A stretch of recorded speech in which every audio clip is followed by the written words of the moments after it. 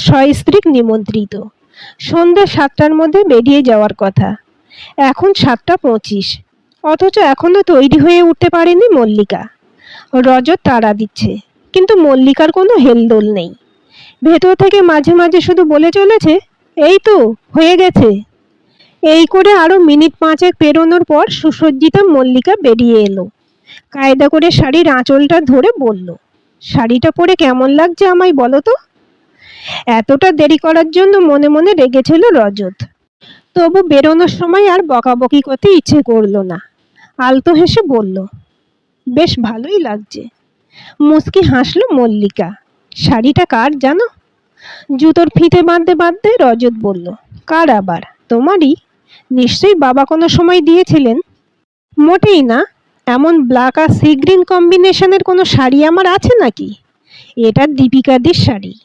শাড়িটার আমি একদিন প্রশংসা করেছিলাম, তাই আমি তোমার বন্ধুর ম্যারেজ অ্যানিভার্সারিতে যাব শুনে জোর করে দিয়ে গেল বিকেলে। দীপিকাদি তো চেহারা আমার থেকে ভালো, তাই ব্লাউজটাই একটু সেলাই দিতে হলো। এই জন্যই একটু দেরি হয়ে গেল। একটু নয়, অনেকটাই দেরি হয়েছে। এবার চলো। পায়ের চটিটা গলাতে গলাতে মল্লিকা বলল, জানো, দীপিকাদির মনটা খুব ভালো। আমি ভাগ্য করে এমন প্রতিবেশী পেয়েছি। তা ঠিক, তুমি একজন ভালো বন্ধু পেয়েছো। তা যা বলেছ।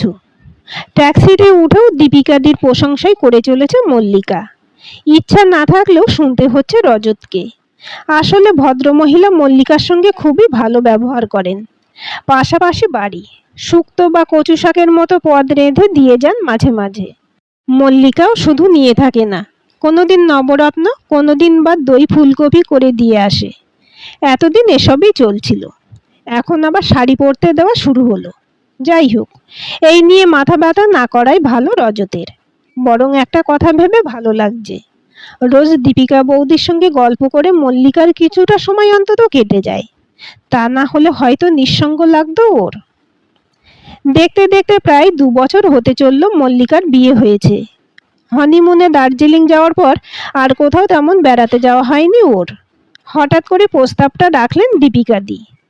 দুটো ফ্যামিলি একসঙ্গে পুরী যাওয়ার প্রোগ্রাম হলো। সজলদারও খুব আগ্রহ।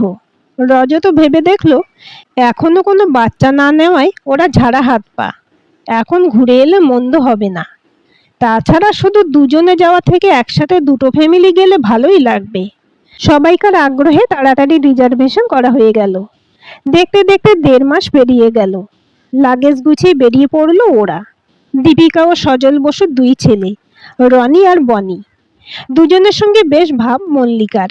বেড়াতে যাওয়ার নাম শুনেই ওরা বলেছে, আমরা মল্লিকা আন্টির সঙ্গে ঘুরবো। পুরীতে এসে মল্লিকাকে ছাড়তে চায় না রনি, বনি। শেষে দীপিকা বসু ছেলেদের বুঝিয়ে সুঝিয়ে একটা শর্ত করলেন। বললেন, সারাদিন ওদের দৌড়াতে সহ্য করে আমিও ক্লান্ত, তাই সকালের দিকে মল্লিকার সঙ্গে ঘুরবে রনি, বনি আর সজল। আমি থাকবো রজতদার সঙ্গে। তাতে আমার একঘেয়েমি কিছুটা কাটবে। তবে সন্ধ্যের সময় মল্লিকা ঘুরবে রজতদার সঙ্গে, আর আমি আমার ফ্যামিলি নিয়ে ঘুরবো। মায়ের সারাদিন বকুনি শুনতে ভালো লাগে না রনি, বনির, তাই সকালটা আন্টির সঙ্গে ঘুরবে জেনে খুব খুশি হলো ওরা। এইভাবে কেটে গেল ৩টে দিন। শুধু জগন্নাথ মন্দিরে পুজো দিতে যাওয়ার সময় সবাই একসঙ্গে গেল। চতুর্থ দিন ফেরার পালা। এই ৩টে দিনে সজলদার সঙ্গে মল্লিকার সম্পর্ক অনেকটা সহজ হয়েছে। দীপিকাদি তো আগে থেকেই কথা বলতেন রজতের সঙ্গে। এখন অবশ্য আরো সহজ হয়েছে রজত নিজেও। ৩টে দিন কোথা দিয়ে যেন কেটে গেল। ব্যাগ গুছোতে গুছোতে মল্লিকা বলল, এখন মনে হচ্ছে আরো একটা দিন বেশি থাকার প্রোগ্রাম করলে মন্দ হতো না বলো? রজতও একই কথা বলল, সত্যি এখন আমারও তাই মনে হচ্ছে। এত ভালো লাগবে তা ভাবিনি আসার আগে। পুরী থেকে ফেরার পর একটা জিনিস লক্ষ্য করছে মল্লিকা। আগে ও যখন দীপিকাদির প্রশংসা করত তখন চুপচাপই থাকতো রজত। ইদানিং কিন্তু রজত নিজের থেকেই দীপিকাদির প্রশংসা করে। গতকাল রসগোল্লার পায়েস করে দিয়ে গিয়েছিল দীপিকাদি। রজত খেয়ে একটু বেশি বাহবা দিল। বলল, দীপিকা বৌদির বেশ গুণ আছে, যেমন মিশুকে তেমনি ভালো রান্নাবান্নাও করতে পারে। এখন মাঝে মাঝেই রজত দীপিকা বৌদির প্রশংসা করে। রজতের মুখে দীপিকাদির এত প্রশংসা শুনতে ভালো লাগছে না মল্লিকার। এই নিয়ে মনকে বুঝিয়েছে, কিন্তু যতই ব্যাপারটা হালকাভাবে নেবে ভাবছে, কিছুতেই নিতে পারছে না। মনে মনে কিছুটা জেলাস ফিল করছে। মনের খুঁতখুঁতনিটা বাড়ল মল্লিকাদির কথায়। বিকেলবেলায় এসে বললেন, কি গো, রসগোল্লার পায়েস ভালো লেগেছে তোমার? মল্লিকা বলল, খুব সুন্দর হয়েছে। রজতদা খেয়ে কি বলল? মনের ভাব গোপন করে মল্লিকা বলল, ওরও ভালো লেগেছে, তবে তুমি রোজ রোজ এত কিছু দিও না। আমি তেমন কিছু করে দিতে পারি না, তাই খারাপ লাগে। দীপিকাদি হাসলেন, এসব কি বলছো তুমি? এত হিসেব করে কোনো সম্পর্ক চলে? আমার তো ইচ্ছা আরো বেশি করে বাঁধবো তোমাদের। এবার ডিসেম্বরে আমরা সবাই মিলে দীঘায় যাব। বেড়াতে যেতে ভালোই লাগে মল্লিকার। একসঙ্গে পুরী গিয়ে খুব আনন্দ হয়েছিল। তবে ইদানিং কেমন যেন মনটা খুঁতখুঁত করে দীপিকাদির এই অতি মিশুকের স্বভাবের জন্য। রজতও এখন খুব সহজভাবে দীপিকাদির সঙ্গে গল্প টল্প করে। দীপিকাদির আগ্রহটা যেন একটু বেশি। ধুৎ, এসব কি ভাবছে মল্লিকা? নিজের মনকে শাসন করলো ও। তবু খিসখিচিনিটা মনের মধ্যেই রয়ে গেল। মল্লিকারা দুই বোন। দিদি মনিকার বিয়ে হয়ে গেছে ৬-৭ বছর আগে। থাকে দুর্গাপুরে। ফোনে যোগাযোগ থাকে, তবে আসা যাওয়া খুবই কম। বছরে একবার একে অন্যের বাড়ি যায়। শ্বশুর শাশুড়ি দেওর ছেলে নিয়ে ভরা সংসার দিদির। আসতে সময় পায় না। মল্লিকা যায় না বলে অভিযোগ করে।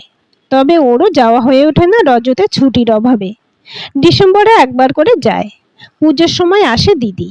বাবার শরীর ভালো নয়, সেই কারণে মা বাবা তো তেমন আসতেই পারেন না। মল্লিকা নিজে গিয়ে দেখা করে আসে মাঝে মাঝে। রজতের মা বাবা কেউ বেঁচে নেই। এক দাদা সপরিবারে থাকে দিল্লিতে। সেই বিয়েতে এসেছিল। এই ২ বছরে আর আসেনি। বিশেষ আত্মীয় স্বজন নেই মল্লিকারও, তাই বাড়িতে আর কেউ আসে না বললেই চলে। আজ সকালে বিছানা ছেড়ে উঠেই থলি হাতে বাজারে চলে গেল রজত। যাওয়ার সময় বলে গেল, এসে চা খাবো। মল্লিকা তো অবাক, এত সকালে বাজার যায় না কোনোদিন রজত। আজ কি হলো? ঘন্টাখানেক পরে ফিরল। বাড়ি ঢুকে বলল, হঠাৎ করেই প্রোগ্রামটা হয়ে গেল। আমার ৪ জন অতিথি আসবে। তুমি জমিয়ে রান্না করবে আজ। ভালো ইলিশ পেয়েছি। আজকের মেনু হবে সরু চালের ভাত, বেগুন ভাজা, খাসির মাংস, ইলিশ ভাপা আর খেজুর কিশমিশ দিয়ে টমেটো চাটনি। এমন রাঁধবে যে খেয়ে যেন আমার গেস্টদের তাক লেগে যায়। সবই বুঝলাম, কিন্তু গেস্টরা কোথা থেকে আসবে সেটাই তো জানলাম না। ওটা এখন বলবো না, এলে দেখতে পাবে। প্লিজ জানার জন্য আর জোর করো না আমাকে। মল্লিকা বলল, বেশ, তুমি যখন সারপ্রাইজ দিতে চাইছো তখন আর জানতে চাইবো না। তুমি চাটা করো এবার। আমি আজ অফিসে যাব না। চা খেয়ে তোমাকে কিছুটা হেল্প করতে পারি। মল্লিকা হাসলো, অত উপকার করতে হবে না। পদ্মদি মাছ মাংস ধুয়ে পেঁয়াজ রসুন কেটে দেবে। আমি রান্না করে নিতে পারবো দিব্যি। বেলা 10টা নাগাদ আবার বাইক নিয়ে বেরিয়ে গেল রজত।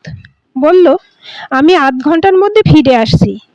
মল্লিকা রান্নাঘর থেকে হেঁকে বলল, দেরি করো না, তোমার গেস্টরা আসার আগেই যেন চলে আসবে। রজত বলল, ওরা হয়তো 11টা নাগাদ আসবে।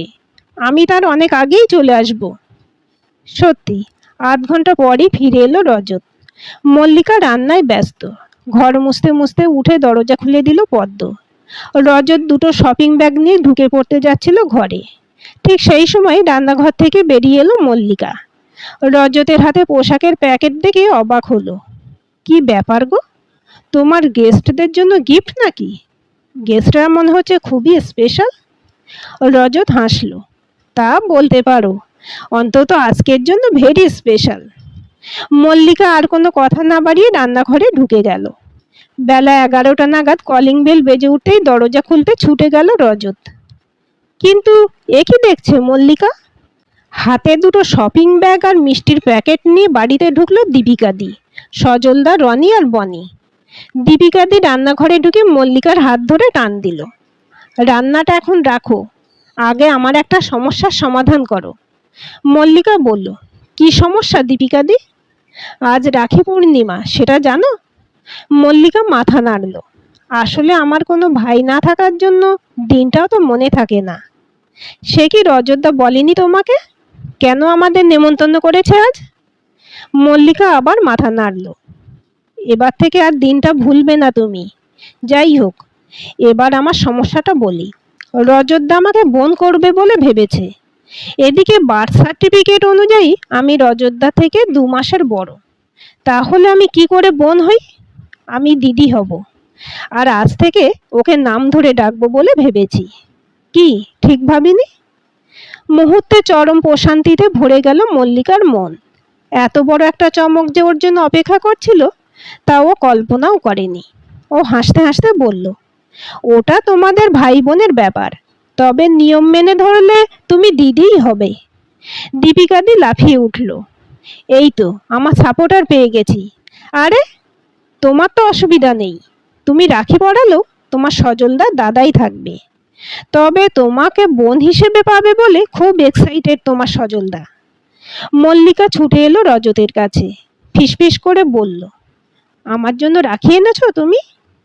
রজত মুখ টিপে হাসল, হ্যাঁ ম্যাডাম, রাখি গিফট সব এনেছি। আমি দীপিকাদির জন্য শাড়ি এনেছি, আর তুমি সজলদাকে দেবে বলে পায়জামা পাঞ্জাবি। দীপিকাদি বলল, তুমি 2টো প্লেট দাও আমাকে, মিষ্টিগুলো সাজিয়ে ফেলি।